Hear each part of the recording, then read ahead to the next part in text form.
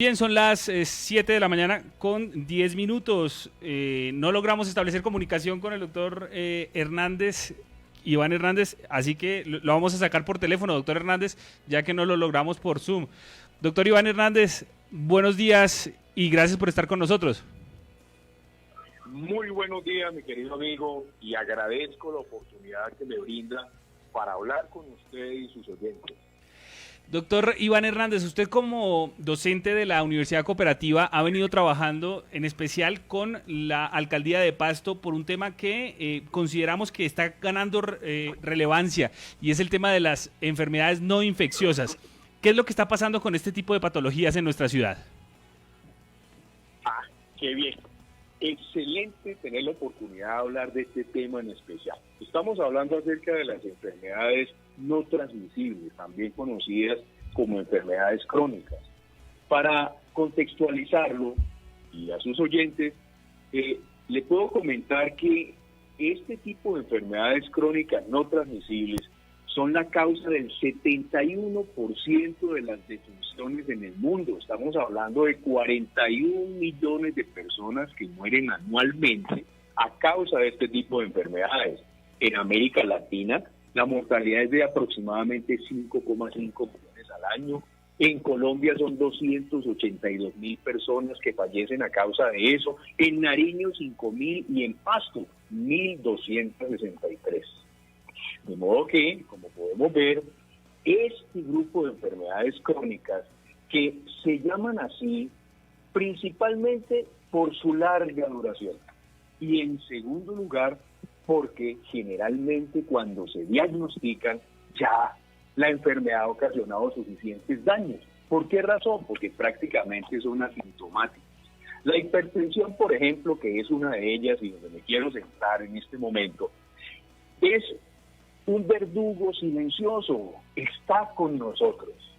Mire que estudios recientes, nosotros venimos haciendo un trabajo, un tamizaje en jóvenes desde hace 3 años, y que hemos podido observar que jóvenes de 18 años ya están con cifras tensionales altas, y al pasar al proceso de afinamiento, que es donde se toma la decisión del diagnóstico y tratamiento de la hipertensión, nos damos cuenta que son hipertensos. ¿Qué quiere decir eso? Que día tras día, más personas jóvenes tienen este tipo de enfermedades.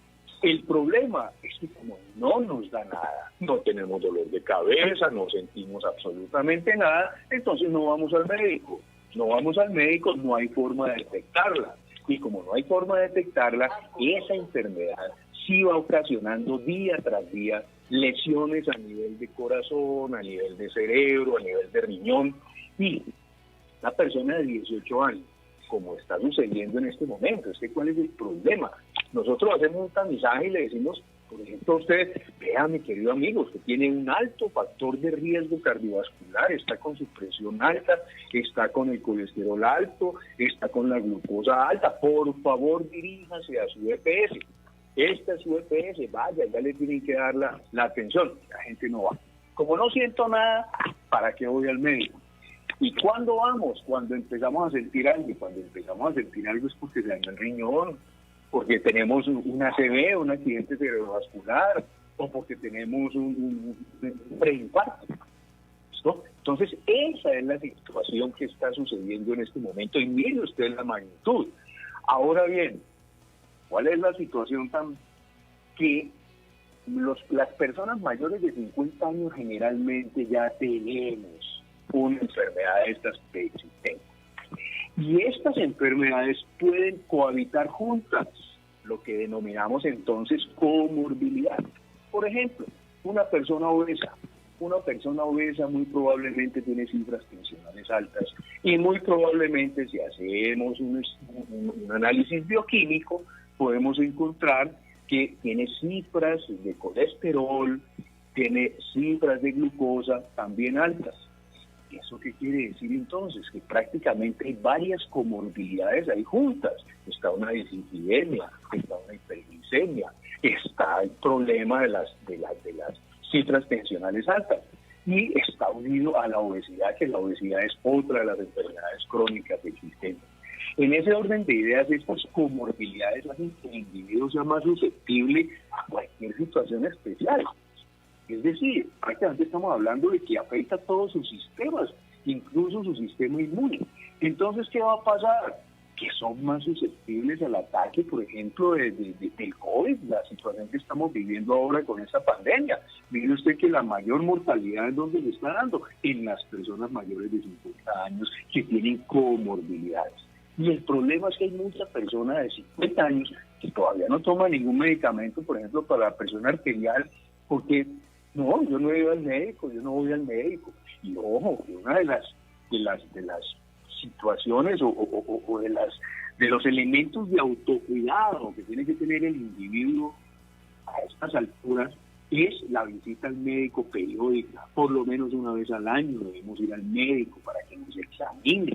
El hecho de que no tengamos nada aparentemente no quiere decir que tenemos que evitar esa visita al médico. Hay que visitar al médico y nuestro sistema general de seguridad social y salud lo permite. Que nos puedan demorar un poquitico la cita, está bien, pero al fin y al cabo no estamos sintiendo nada, podemos esperarla. Pero lo importante es ir al médico. Doctor Iván Hernández, con los buenos días para usted. Las personas con diferentes patologías, diferentes enfermedades, dejaron de ir al hospital, dejaron de ir a los centros médicos por miedo a contagiarse de COVID. Y hoy en día podemos observar, según lo que nos manifiestan las entidades de salud, que tanto las camas UCI como camas de piso están llenas por estas enfermedades. ¿Eso es así, doctor? Sí, tiene toda la razón. Es que mire, mientras que tenemos en este momento es que hay una ligera crisis, pues, de incremento de pacientes COVID que ha sido necesario, pues, llevarlos a una unidad de cuidados intensivos. Estábamos hasta la semana pasada estábamos más o menos en un cubrimiento del 50% de las camas UCI para COVID, pero estamos en el 89% de las camas UCI para los enfermos crónicos. Entonces miren ustedes la magnitud de la situación.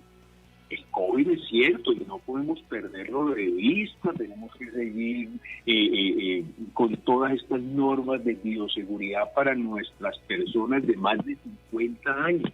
Se habla de más de 60, primero estábamos hablando de que más de 70 es mayor riesgo, después nos dimos cuenta que los 60 años también era riesgoso y ahora nos estamos dando cuenta con el análisis de la mortalidad de los 420 fallecidos, nos estamos dando cuenta que la mayor mortalidad se concentra en las personas mayores de 50 años. Entonces, la pregunta es ¿por qué? Entonces, vamos a hacer el análisis de las enfermedades crónicas y nos damos cuenta que la mayoría de estas personas tienen una enfermedad preexistente. Tengo que miren ustedes que la pandemia, después de la pandemia, es decir, donde todas las autoridades de salud tienen que fijar la mirada y empezar a hacer programas desde ya, es con los enfermos crónicos. Porque los enfermos crónicos son las personas más susceptibles que pueden haber. Y ojo, que así no sea una infección, porque una enfermedad crónica no transmisible, por eso se llaman así, enfermedades crónicas no transmisibles, no infectan como el COVID, pero todos estos factores en torno a ello, que las disparan, pueden ser factores comunes para la familia de esta persona enferma y para las personas que lo cuidan. Y de pronto la pregunta que usted me puede hacer ahora es ¿cuáles son los factores? Pues vean, los factores son muy sencillos y muy fáciles de manejar. El licor, el abuso del licor, yo diría que, hombre, el licor no es necesario en nuestras vidas, vamos a la realidad. Hay muchas otras cosas que llenan ese vacío. El cigarrillo también es nocivo. Tenemos que esos dos elementos conforman uno de los factores de riesgo.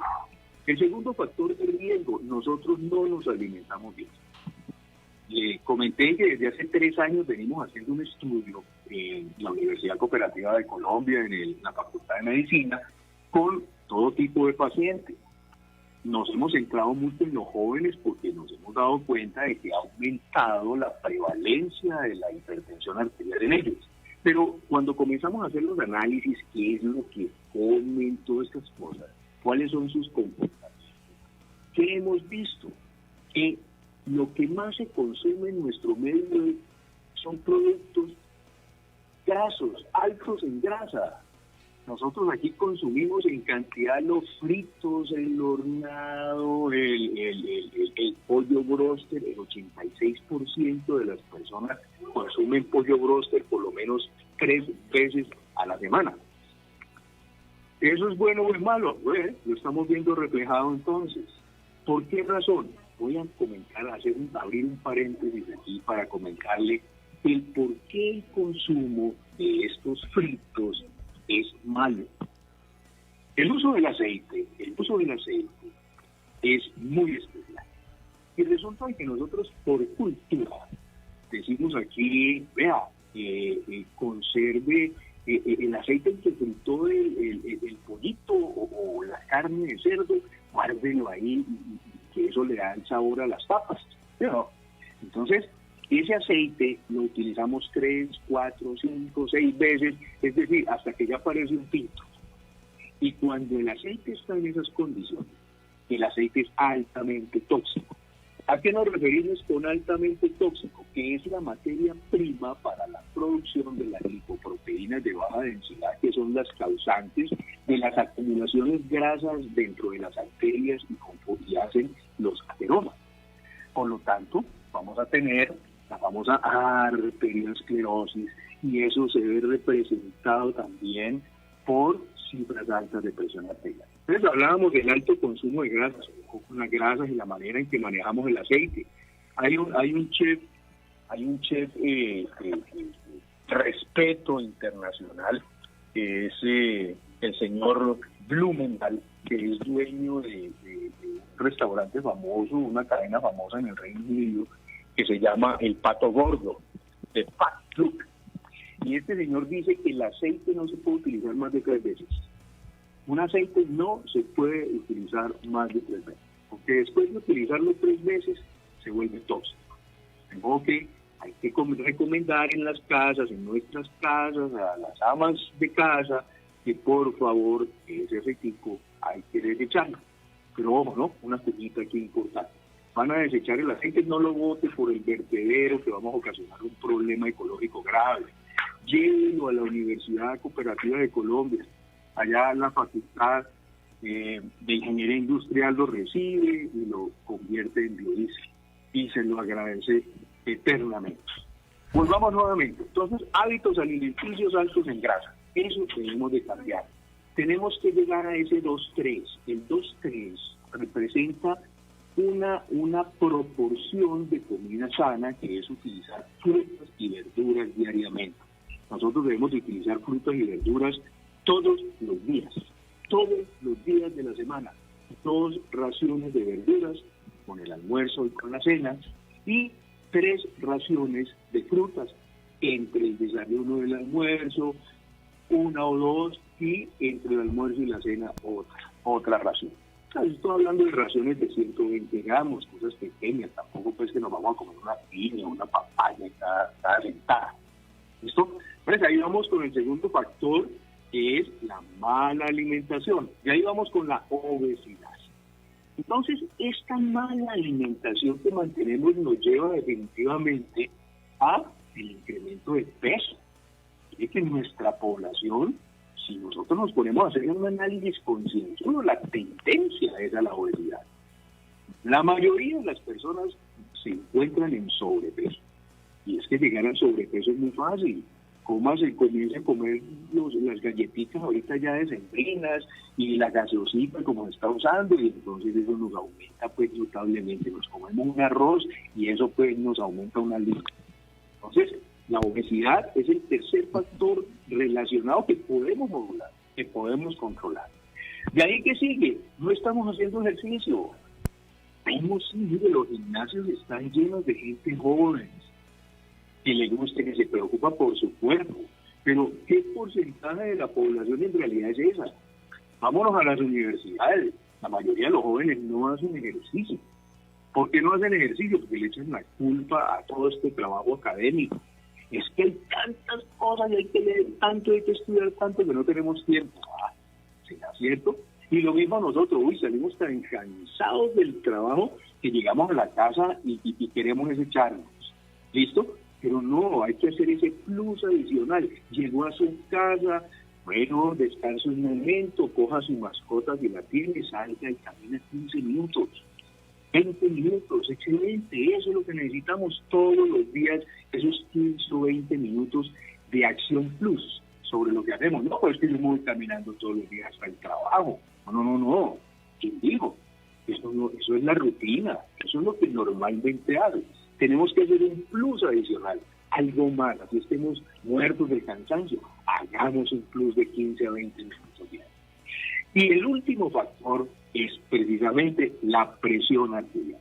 Debemos de controlar nuestra presión arterial. Mire que hay muchas actividades en la calle, a veces vemos gente que está midiendo la presión arterial, podemos ir a la Cruz Roja que nos mida la presión arterial. Cuando tengamos abiertas nuevamente las puertas de la universidad, allá en nuestro proyecto de investigación sobre factores de riesgo, le tomamos la presión arterial, le hacemos afinamiento. Nuestro grupo de estudiantes de medicina están en este momento capacitados para hacerlo.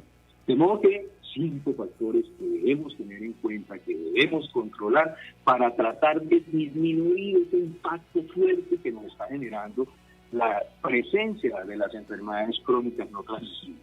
Pero enfermedades crónicas no transmisibles, entonces ya dijimos, la hipertensión es una, la obesidad es otra, la diabetes es otra, el cáncer, todos los tipos de cáncer son otro tipo de enfermedad crónica no transmisible. Las enfermedades respiratorias, la enfermedad pulmonar obstructiva crónica y el asma son estas dos las más importantes, más relevantes en este tipo de enfermedades. Y en sí, estas que acabo de mencionar son las más representativas de las enfermedades crónicas no transmisibles y podemos impactarlas siempre y cuando nosotros trabajemos en el autocuidado, Nuestro sistema general de seguridad social y salud, de todas maneras, así haya que meter tutela y así lo critiquemos como lo estamos criticando, pero de todas maneras nos da uno. Ahora, doctor Hernández, yo como mis compañeros estamos impresionados por la cantidad de porquerías que nos estamos metiendo y estamos como reflexionando aquí en interno. Y es que a lo largo de la pandemia uno cae como en un estado de ansiedad donde uno quiere seguir comiendo y esto ha causado que no solo nosotros, sino a nivel, digámoslo, departamental, se hayan incrementando factores como la obesidad y la hipertensión de las que usted nos menciona. ¿Qué hacer entonces con ese tema de la ansiedad que a través de cuarentena y por las circunstancias pues es prácticamente inevitable y que nos hace adictos, por ejemplo, a alimentos, bueno, no alimentos, a cosas como por ejemplo la gaseosa, los fritos, gaseosas negras, etcétera? ¿Qué hacer en esas circunstancias? Ayudemos por favor a nuestros compañeros. Yo sí, de eso estoy absolutamente seguro, pues, y me quemo la mano. Sí, las personas, si todos nosotros, todos, yo creo que esto es una situación mundial, no hemos aumentado por lo menos un kilo. Mejor dicho, la persona que ha logrado mantener su peso o lograr bajarlo un poquitico han sido muy pocas. Sí, definitivamente la ansiedad es un problema serio que se puede ver reflejado ahí, con el deseo de estar uno comiendo, con el deseo de estar uno, ¿no?, tratando. Y el problema es que la mayoría de estos productos son adictivos. Las grasas saturadas son adictivas, el azúcar, todos estos elementos. Pero mire, hay algo interesante. Se ha venido trabajando desde hace 10 años. Los lobistas protectores de la salud han estado trabajando en el Congreso fuertemente hasta que lograron por fin esta resolución, este proyecto de resolución, mediante el cual se van a etiquetar todos estos productos que salen al mercado que son peligrosos para la salud. Van a tener la famosa etiqueta frontal donde dice: advertencia, producto alto en sal; advertencia, producto alto en azúcar; advertencia, producto alto en grasas saturadas y sal. Bueno, excelente, porque esto ya es una ayuda inmensa. Nosotros llegamos y cogemos los taquitos, las cositas esas que vienen empaquetadas, tienen un alto contenido de sal, tienen un alto contenido en grasas saludosas. Pero ¿qué tan lejos estamos de eso? Porque a las empresas, para su marketing, no les conviene para nada. En absoluto, pero ya al menos el proyecto estuvo en marcha, fue aprobado, quiere decir que en el mes de junio del 2021 sale a funcionar. ¿Qué quiere decir eso? Que le dan un lapso de tiempo como de 6 a 8 meses a las empresas para que empiecen entonces a hacer esos cambios. Quiere decir eso que en el 2022 ya vamos a tener estos productos. Pero vean, nunca es tarde, al menos se logró, porque esto era imposible, son 10 años de trabajo. 10 años donde esta gente, también así como ellos están haciendo lobby, en el Congreso, diciéndole a los congresistas, vea, esto está arruinando la salud de los colombianos y la suya, no consuma esto, tenemos que hacer estas cosas, están también nosotros diciendo, vea, aquí está la tajadita, compadre, y no vayan a aceptar esas cosas. Pero después de 10 años de lucha intensa se logró, y eso es importante. Quizás en 2 años, no importa, pero va a salir. Y eso es lo que para los médicos, para el campo de la salud, es relevante, es súper importante. Ay, doctor Hernández, pues usted nos deja preocupados con el tema del pollito broster, con el tema de la mala alimentación y el mal cuidado que normalmente tenemos de nosotros mismos. El problema es que, pues usted muy bien lo dice, el problema va a ser después cuando ya estas enfermedades ganen tiempo y presencia en el cuerpo. Ahora, hoy por hoy los aparatos celulares, por ejemplo, no miden la presión, miden el número de pulsaciones por minuto y miden supuestamente varios indicadores de salud. ¿Funcionan estos aparatos? ¿Sirve de algo, por ejemplo, conocer las pulsaciones por minuto que tiene uno? Cuando uno se revisa, no es lo mismo las pulsaciones por minuto que la presión. ¿Sirve este monitoreo o definitivamente es mejor hacerse monitorear por especialistas de salud? Bueno, definitivamente lo primero es ir al médico. Los profesionales de la salud son los únicos que pueden tomar una decisión frente a un diagnóstico y tratamiento. De modo que eso es sine qua non, eso no lo podemos echar para atrás. Pero de todas maneras, todo este tipo de equipos, claro que nos sirven, claro que nos dan una orientación si la persona lo quiere aceptar. Pero es que mire, la mayoría de la gente utiliza eso es por moda. ¡Ay, qué chévere! Me toma la frecuencia, vea, frecuencia cardíaca de 60, así me la paso yo. O frecuencia de 80, así me la paso yo. Bueno, listo, pero ¿qué tan bueno es 60 o es 80? La única persona que le puede definir eso, porque eso es individual, eso no es generalizado. Todo el mundo tiene que tener 80. No, eso es mentira. Eso depende de su metabolismo y su actividad individual. De modo que la única persona que en realidad le puede decir a usted sus pulsaciones están bien, su frecuencia cardíaca está bien, por su edad, por su peso, por su talla, por esto, es el médico. De modo que es sine qua non, hay que ir al médico. Hay que tener un dispositivo, sí, siempre y cuando haya visitado al médico, el médico me diga, sí señor, mantenga su frecuencia aquí, que aquí está bien, listo, hay una buena orientación para uso de esos equipos. Pero mire, yo quería comentarle algo especial. Usted ha visto el fenómeno de cambio de hábitos en la comunidad. ¿Y por qué se han cambiado los hábitos en la comunidad a raíz de la pandemia? Porque en este momento nos lavamos mal las manos. ¿Sabe por qué? Porque los únicos responsables de esta situación han sido ustedes, los medios. Los medios de comunicación han permitido permear la mente de las personas y voltear el chip a ese punto de que la mayoría de la gente en este momento le lava las manos. ¡Qué bien! Mire, ¿sabe qué vamos a poder de pronto ver reflejado? Una disminución también en la parasitosis intestinal, que es uno de los problemas de morbilidad que tiene la región. La tercera causa de morbilidad en nuestra región es la parasitosis intestinal no específica. ¿Y eso se debe a qué? A que no hay un buen lavado de manos, a que probablemente la situación del agua, haya contaminantes en el agua, pero mire que yo creo que eso lo vamos a ver reflejado ahí, tanto que empecemos a analizar las cifras a ese nivel. Entonces, mire que los medios juegan un papel vital.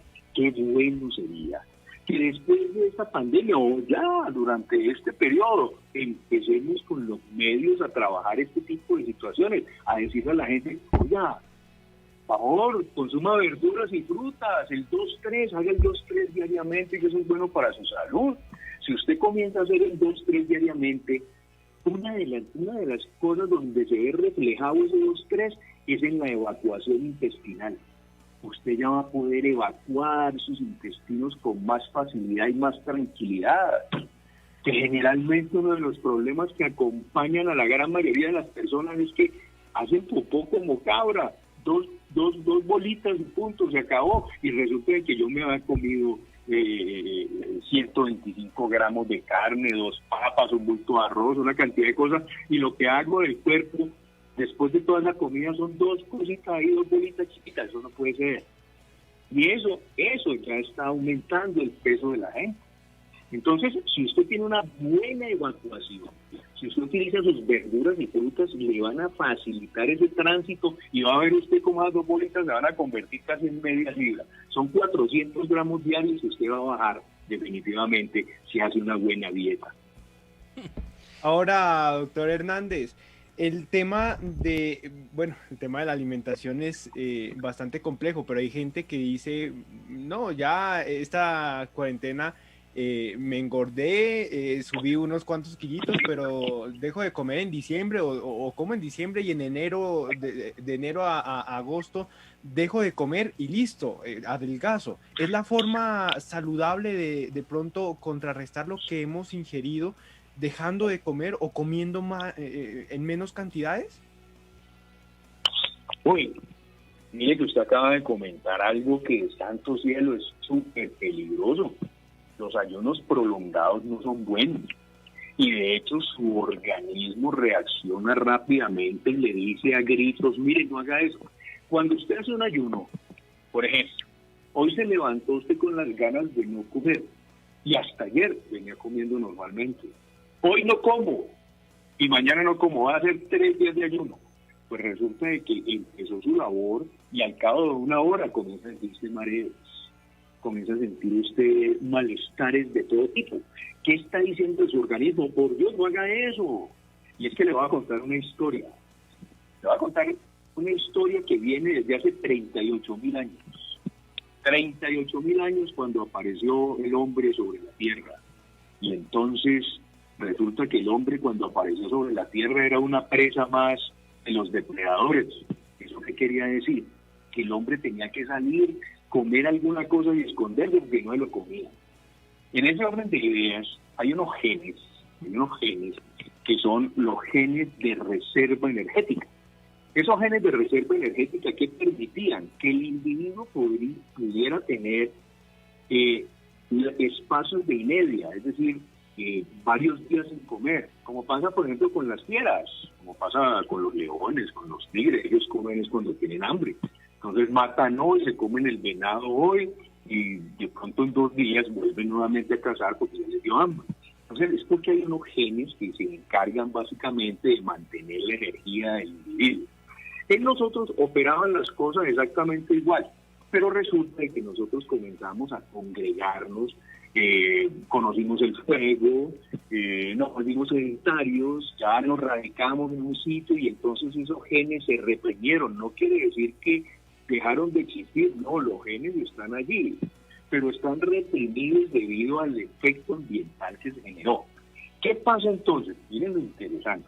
Cuando yo comienzo a hacer estas inedias, estas fases de inedia, automáticamente el DNA que dice, caramba, nos están persiguiendo, nos van a comer, disparemos nuevamente los genes de reserva energética.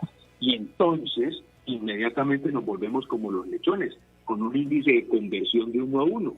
Nos comemos 1 libra y aumentamos 1,5 libras de peso. ¿Listo?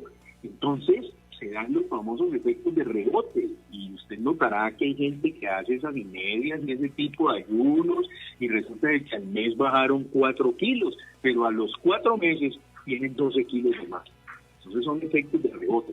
Esas cosas tampoco se pueden hacer. Si usted necesita hacer algo como eso, vaya al profesional especializado que es el nutricionista. el nutricionista llega y lo revisa a usted. Ahorita hablamos de la nutrición molecular, ya no estamos hablando de que coma carne y pollo, no, ahorita hablamos ya de moléculas específicas. Vamos a aumentar el número de aminoácidos, vamos a disminuir la proteína en este sentido. Esto, digo que eso ya lo maneja el nutricionista. Tenemos profesionales que nos apoyan en ese campo. No es que, no, me voy a hacer la dieta de la lechuga, la piña y el atún. No, eso no es así. Eso no es así, y vuelvo a insistir, así se llama nuestro sistema de seguridad social en salud, así lo critiquemos tanto. Están los profesionales que nos pueden apoyar, están las EPS, bueno, ahora se llaman EAPD, que nos prestan ese servicio, es su obligación. Están las ARL, que también tienen que trabajar en las empresas ayudando a la gente. Lo que pasa es que, mire, nosotros necesitamos implementar aquí en nuestra región un modelo, que es el famoso modelo Galbraith, que se generó en los años 50 en el siglo pasado en la Universidad de Harvard, donde este señor Galbraith propone que para el desarrollo regional hay que integrar a la universidad, a la empresa, al Estado y a la comunidad. Si nosotros no logramos esa integración, definitivamente no vamos a entender jamás los problemas existentes ni vamos a poder darle solución. Entonces, estos modelos integrativos que favorecen el desarrollo de la región a nivel económico y a todo nivel, solamente lo que logran en realidad es, como dije, identificar el problema. De modo que nosotros, por ejemplo, digo nosotros porque estamos integrados en la Universidad Cooperativa, la Secretaría de Salud Municipal, que hemos generado en este momento un programa, que lo voy a comentar, se llama Nos Unimos por su Salud. La intención es inicialmente dirigirnos a los pacientes crónicos, a las familias de ellos y también a los cuidadores, a las personas que los cuidan, en torno a dinámicas especiales. Vamos a enseñarles a hacer recetas de cocina baja en calorías, vamos a enseñar ejercicios especiales para todo lo que es el sistema cardiovascular. En fin, vamos a hacer programas quincenales, programas periódicos, donde la Facultad de Medicina, y obviamente apoyada de otras facultades, psicología, todo esto de otras universidades, vamos a orientar a las personas. Entonces, como le decía, si la gente, por medio de estos programas, nos podemos enterar también de cómo están haciendo, cómo están trabajando las EPS, cómo están trabajando las ARL, y de esa manera, entonces podemos hacer presión sobre ese trabajo. Es que mire, una ARL tiene la obligación de hacerle el seguimiento a cada persona, a cada trabajador, tomarle la presión arterial. Es decir, lo que en la Universidad Cooperativa, en la Facultad de Medicina, en nuestro proyecto de factores de riesgo hacemos gratuitamente. Nosotros tomamos presión, le tomamos glucosa, le tomamos colesterol, le decimos cómo está, le hacemos afinamientos si está hipertenso. Y entonces, estas cosas tiene que hacer esa ARL. Pero ¿qué hace una ARL? Sencillamente congrega cada año a todo el personal de una empresa a darle una charla acerca de los factores de riesgo. Y entonces, ¿dónde está la plata que deciden que tiene que reinvertir?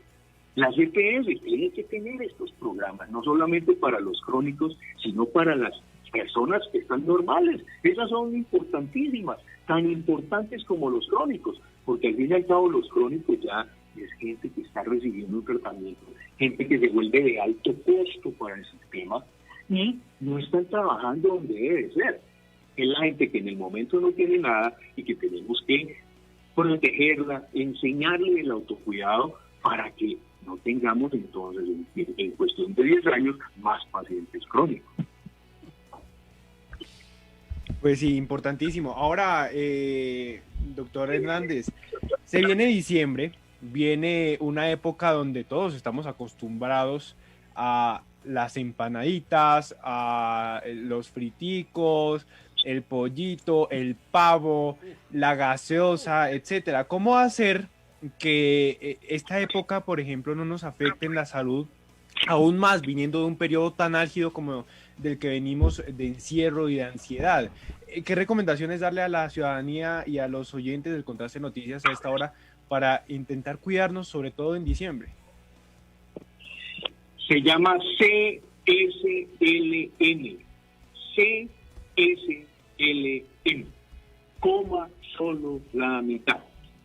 Coma solo la mitad. Eso es lo que tenemos que hacer entonces. Y de hecho es el mejor ejercicio que usted puede hacer. ¿Quiere perder peso? Ah, bueno, el mejor ejercicio que puede hacer. Le voy a mostrar un plato para que nos lo imaginemos. Un plato de comida. Cuando llegamos a la calle tenemos a nuestra mamá. Ay, qué belleza, ¿no? ¿Cómo hacen que falta ellos? Y qué especiales que son para nosotros.